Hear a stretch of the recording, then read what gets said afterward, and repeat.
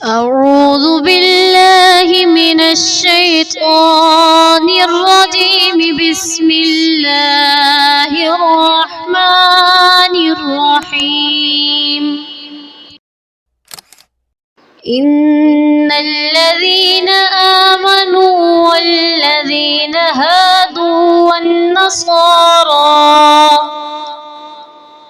والنصارى والصابئين من آمن بالله واليوم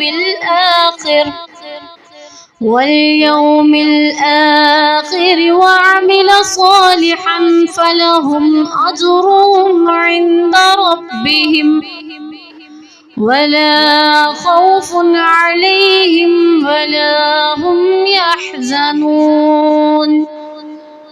हक़ तो ये है कि जो लोग भी ख़्वाह वो मुसलमान हों या यहूदी हों या नसरानी हो या स्वाबी, अल्लाह और आखिरत के दिन पर ईमान ले आएंगे और नेक अमल करेंगे, वो अल्लाह के पास अपने अजर के मुस्तहिक़ होंगे और उनको ना कोई खौफ होगा ना वो किसी गम में मुब्तला होंगे।